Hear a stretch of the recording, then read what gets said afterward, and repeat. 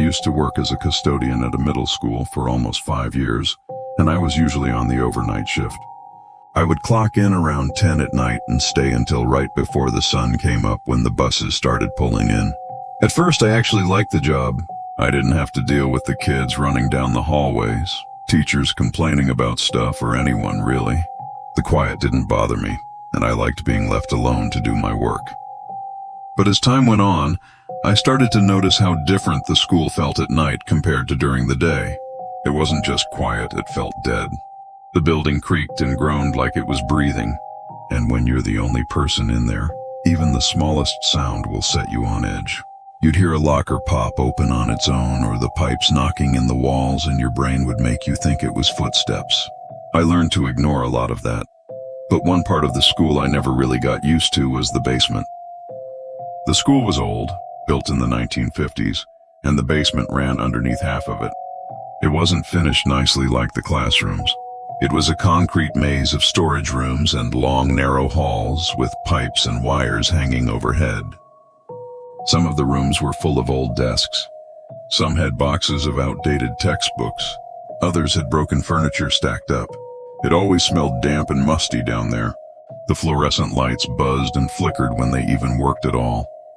A lot of the time, you had to bring a flashlight just to see where you were going. When I first started, one of the older custodians told me to avoid the basement unless I absolutely had to go down there. He said it wasn't worth the trouble and joked that it was haunted. I laughed along, but even in that first week I noticed how uneasy I felt in that part of the building. It was like stepping into a different world compared to the bright hallways upstairs. There were nights when I would pass the door to the basement and feel a chill just from looking at it. But usually I didn't have to go down there, so I avoided it whenever possible. One night, about 2 years into the job, I had a list of tasks taped to my cart, and one of them was to bring up a set of folding chairs for an event. I groaned as soon as I saw it because the only place those chairs were kept was the basement. I remember standing at the top of the basement stairwell door for a good minute, just debating if I could ask my supervisor if it could wait till morning. But I didn't want to look lazy. So I grabbed my flashlight and opened the heavy door. The stairwell echoed with every step I took, like my boots were way too loud.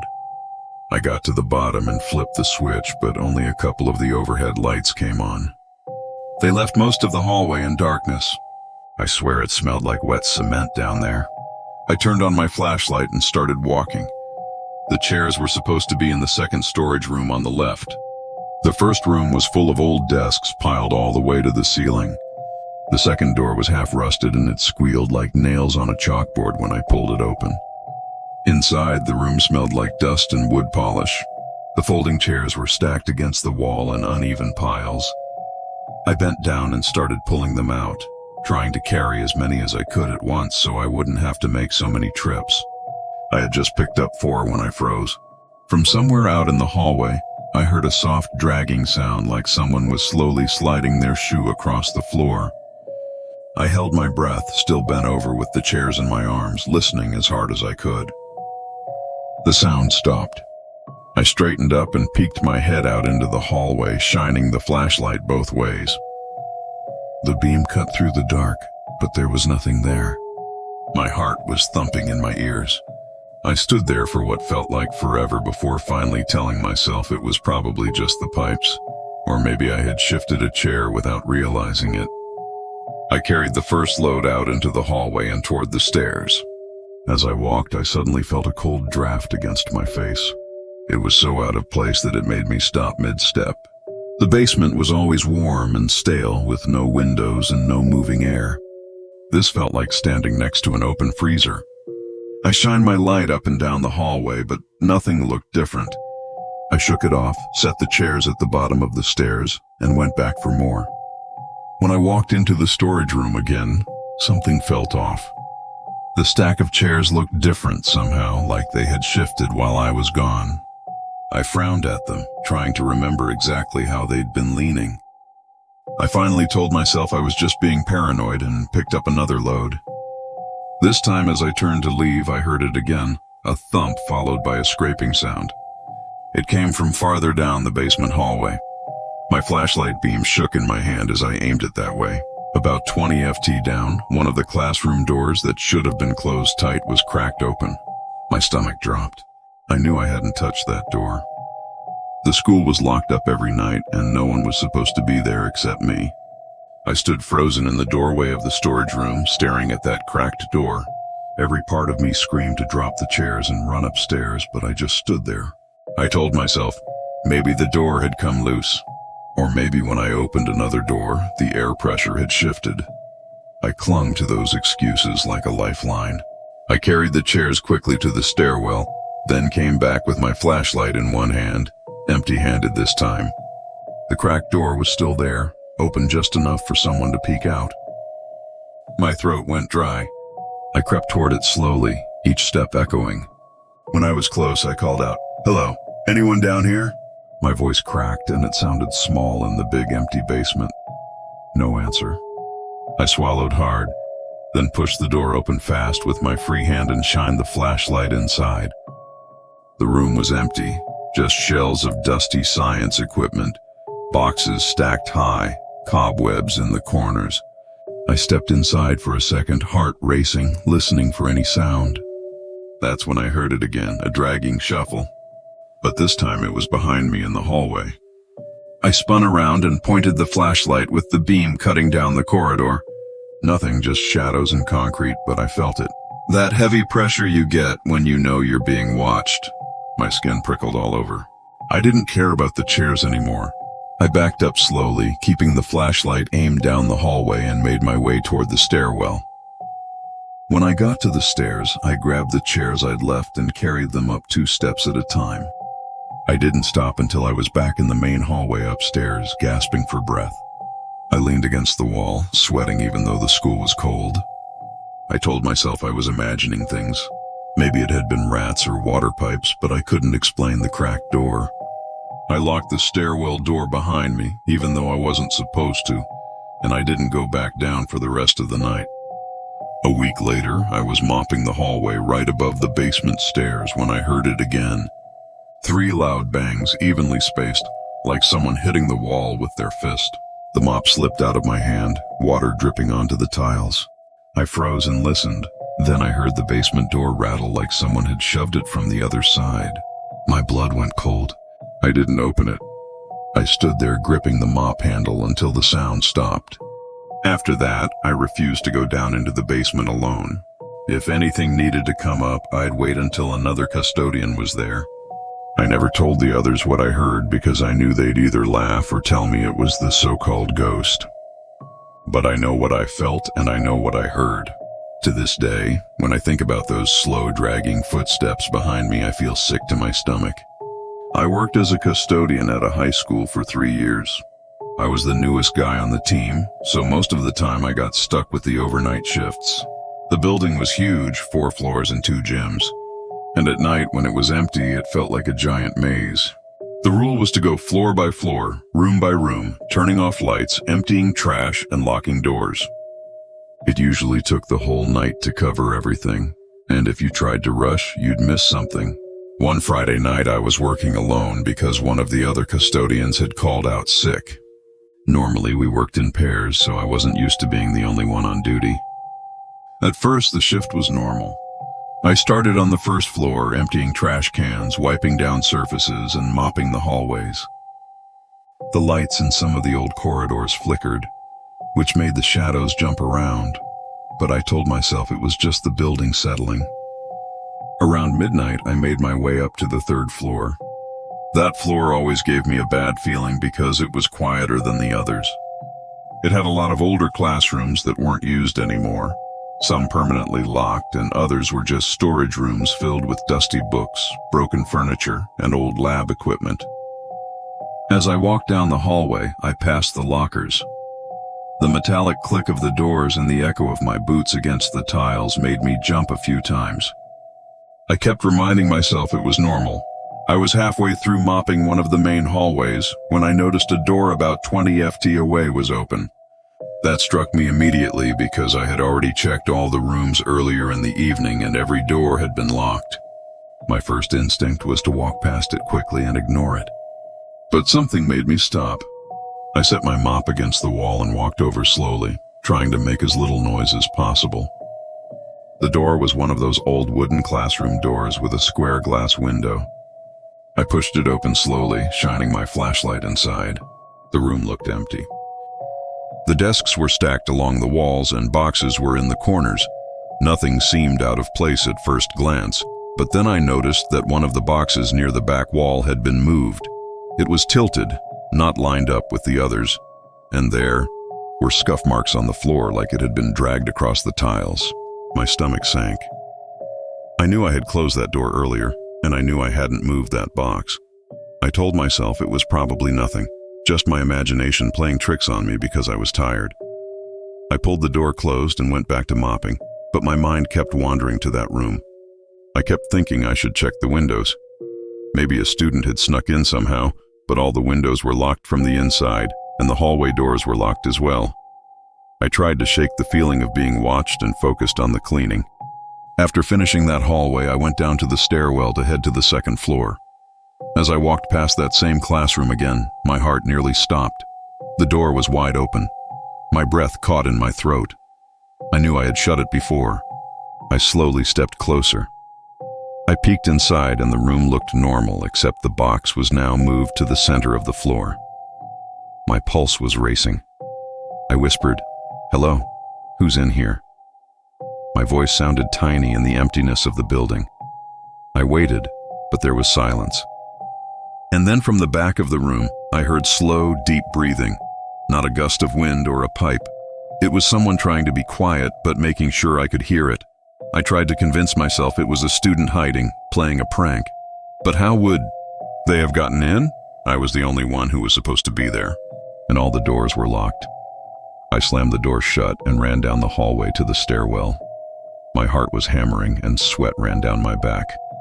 I stayed pressed against the stairwell door, listening. I debated calling my supervisor, even though I hated bothering him in the middle of the night. Finally, I did. When he picked up, I told him what was happening, trying to keep my voice steady. He said he would be there in 20 minutes. Those 20 minutes felt like hours. I stayed as far away from that room as possible, peeking over my shoulder every few seconds. Finally, he arrived. We went back up together. He had a big flashlight and walked straight into the classroom. The box was still in the middle of the floor. We checked everywhere.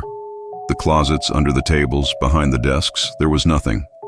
He suggested I was just tired or imagining things. I didn't argue, but I knew what I had heard. That slow, heavy breathing. I tried to finish the rest of my shift with him there, but I kept glancing at that classroom. The hallway felt colder and more oppressive than ever. Even sweeping and mopping didn't distract me. Every time I passed the locker, I expected it to swing open. Every shadow seemed like a person standing just out of view. Weeks later, when I worked with another custodian, he told me that years ago, a student had been caught hiding in that classroom overnight. They had snuck in to play a prank, but it scared the staff so much that they never used that room again. It made sense, but it didn't explain the breathing I heard that night. There was no one else in the school. I finished the shift and left, but every time I thought about it, my stomach twisted. I started taking extra precautions. I made sure all the doors were locked as I passed. I kept my flashlight pointed at the floor and stayed near the stairwell if I had to pass that hallway. Months later, I had another overnight shift alone. I avoided that third floor for as long as possible. When I finally had to go up, I moved as quickly as I could. I kept thinking I'd hear it again. The feeling of being watched didn't go away. Even when I was in a room far from that classroom, I felt like eyes were on me. Every creak of the floor made me jump. I finished the shift and left quickly, never looking back. I refused to work that floor alone again. Even years later, I avoided it whenever I could. I never found out if it had been a student hiding or something else. But I'll never forget the sound of that breathing coming from a classroom that should have been empty. I can still hear it in my head sometimes. Music. I worked as a night custodian at an old high school for 2 years. The worst part of the job was always the auditorium. It was massive with 3 levels of seating, a big stage, and long, heavy curtains that hung from the ceiling. During the day, it looked normal. But at night, when the building was empty, it felt like stepping into a completely different place. Even with the lights on, there were shadows in every corner that seemed darker than they should be. Sound carried strangely in there. If you dropped a broom, the echo would stretch and bounce, making it hard to tell exactly where the sound came from. Most nights I saved the auditorium for last because I hated going in there. There was just something about it that always made my skin crawl. Near the end of winter one year, I had to clean it earlier than usual because there was going to be a play the next morning. I arrived around midnight, dragging my cart behind me. The side door creaked loudly as I opened it, and when it slammed shut behind me, the echo traveled across the empty room. I started by sweeping the aisles between the seats. The chairs were old metal folding seats bolted to the floor in some rows, and in other rows they were loose. As I pushed the broom, I listened to the scraping sound echo off the walls and ceiling. After a few minutes, I thought I heard something else. It was faint at first, like a soft rustling from the stage.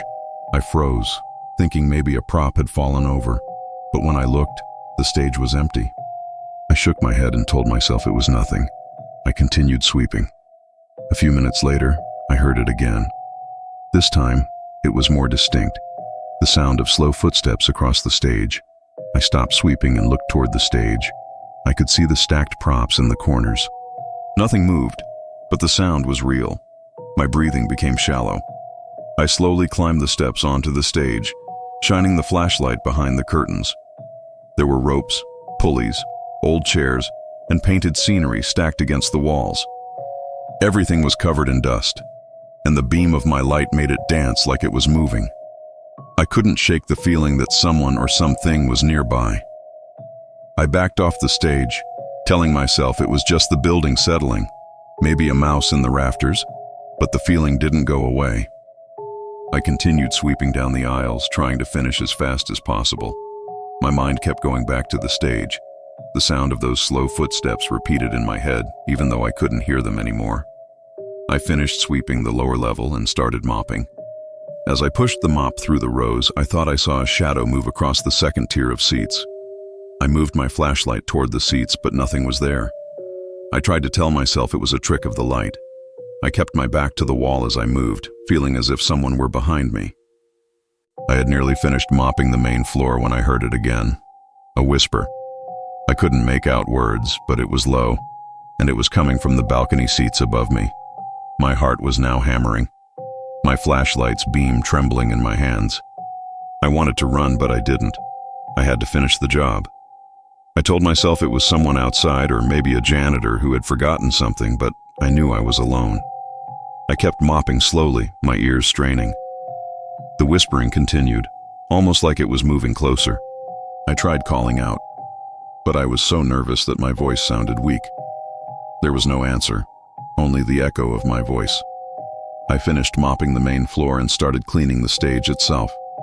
The steps up felt endless, and every time I moved my flashlight, I thought I saw something just at the edge of the beam. Sometimes it was a flicker of a shadow. Sometimes it was just my imagination. When I reached the stage, I looked over the edge of the main floor. The seats stretched back in the darkness. I shined the flashlight into the balcony, and for a moment I thought I saw a figure sitting there. Just a silhouette. But when I blinked, it was gone. I told myself it was a chair or a coat, but the feeling didn't leave me. I started dusting and moving props, trying to focus on something physical. The whispering came again, much clearer this time. It sounded like someone speaking my name almost directly behind me. I spun around so fast that the flashlight slipped in my hands. The stage was empty. Nothing. The props were still stacked in the same place and the curtains didn't move, but I knew I hadn't imagined the voice. I backed away slowly with my heart racing and I moved toward the side door. I stopped at the edge of the stage and listened. I could hear soft footsteps on the upper levels moving slowly across the balcony. I told myself it was impossible. The auditorium was locked. No one else should have been there. The footsteps continued, stopping and starting as if someone were pacing and watching me. I finally ran to the door, grabbed the handle and pulled it open. The cold night air hit me like a wall, and I felt relief, but I could still hear the faint echo of footsteps above, fading away slowly. My hands were shaking so badly, I could barely lock the door behind me. I leaned against it, catching my breath, feeling the sweat running down my forehead. I didn't go back inside that night. The next morning, I tried to tell another custodian about what happened, and he laughed at me, saying, "It's an old building and probably just settles or something." But I'm not convinced. That whispering voice and my name being called so softly and deliberately, and the footsteps pacing above me. I felt them in the air around me. Weeks later, I learned that years ago, a drama teacher had died suddenly in that auditorium during rehearsal. Heart attack, right on stage in front of students. People said sometimes you could still hear him walking the stage at night or hear whispers in the seats. I tried to convince myself it's just a story, that the sounds were normal for an old building. But the way that voice whispered my name and the footsteps echoed, I could never forget it. Maybe I was going crazy. I don't know.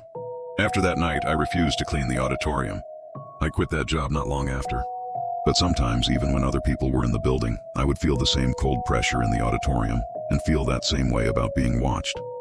I know what I experienced was real, at least real to me. I've never had any kind of schizophrenic episodes or anything like that. So, this whole thing still just baffles me to this day.